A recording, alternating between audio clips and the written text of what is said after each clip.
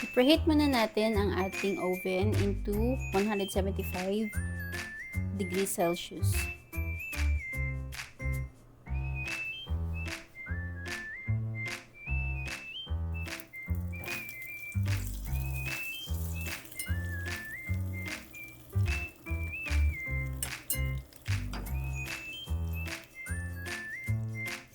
Yan, tunawin lang natin siya lahat.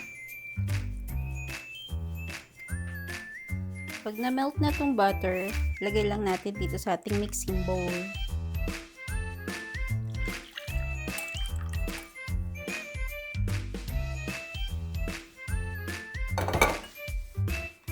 Then, isunod natin tong sugar.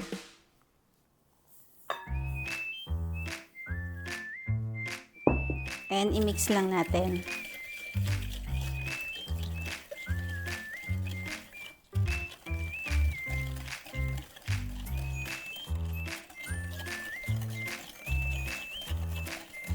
Habang mainit pa yung butter, medyo matutunaw yung asukal. So, hindi siya buo-buo. Kapag nahalo na natin lahat ng mixture ng ating brownies.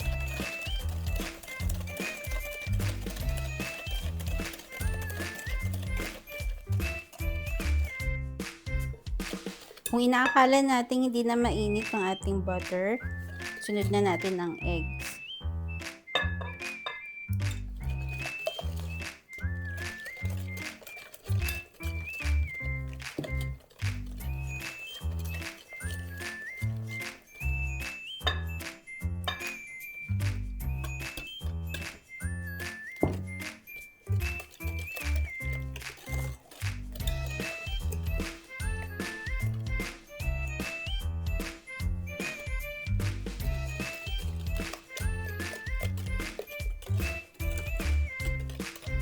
Haluin lang natin maigi.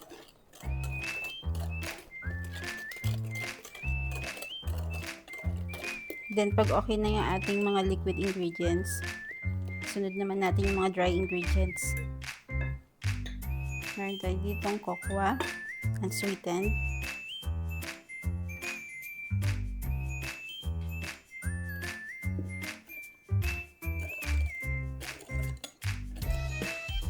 Meron din tayo ditong all-purpose flour.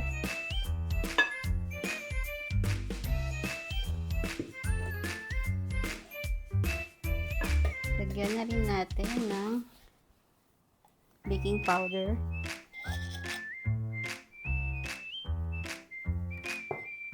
Salt.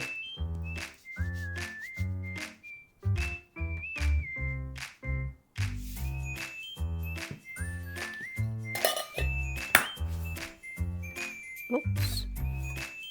Dahan-dahan lang po yung paghalo.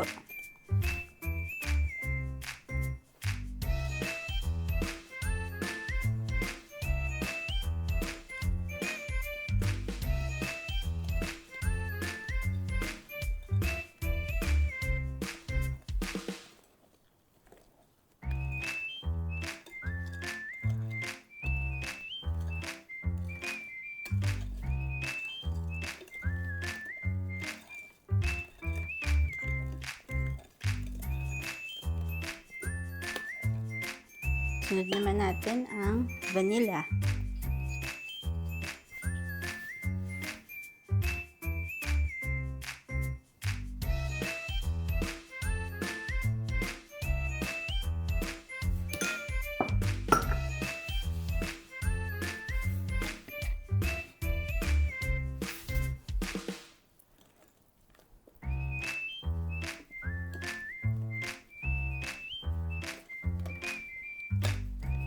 Linisin lang natin yung mga nasa side para sumama rin siya sa paghalo gamit tong spatula.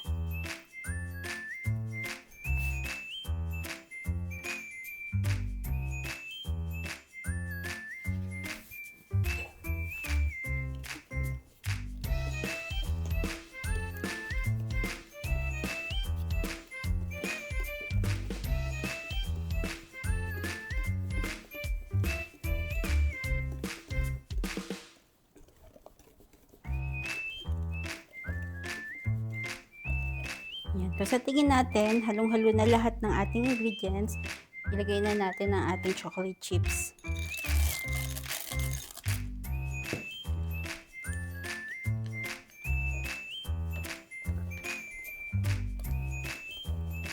Haluin lang natin.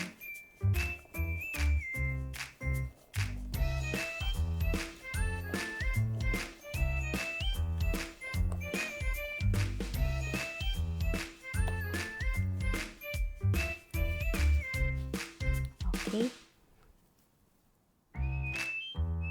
Dito naman sa ating pan, lagyan natin ng konting oil.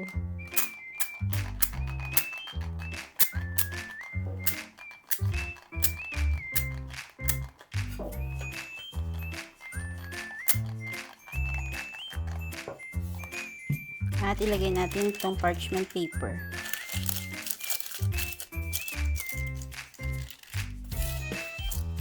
Maganda yung may gantong sobra siya na papel. Para pag naluto na siya, madali mo siyang makuha pag malamig na. Yan. Hintay lang natin. Then, maglagay tayo ng ating mixture ng brownies.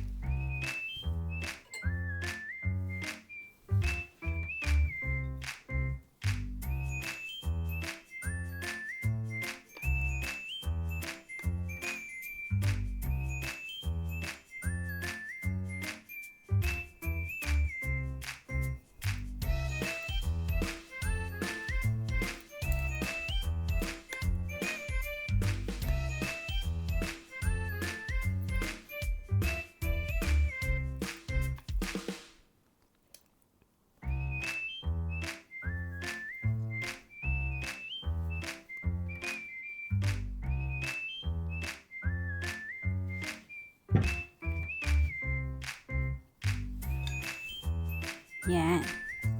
Medyo itaktak lang natin para mawala yung mga hangin sa ilalim.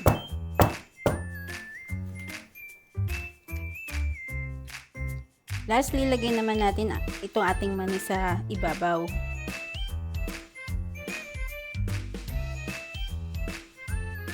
Pwede nyo rin siyang isama dun sa loob kanina nung hindi pa siya nakalagay sa pan. Kung gusto nyo na meron kayong makakain mga mani sa loob.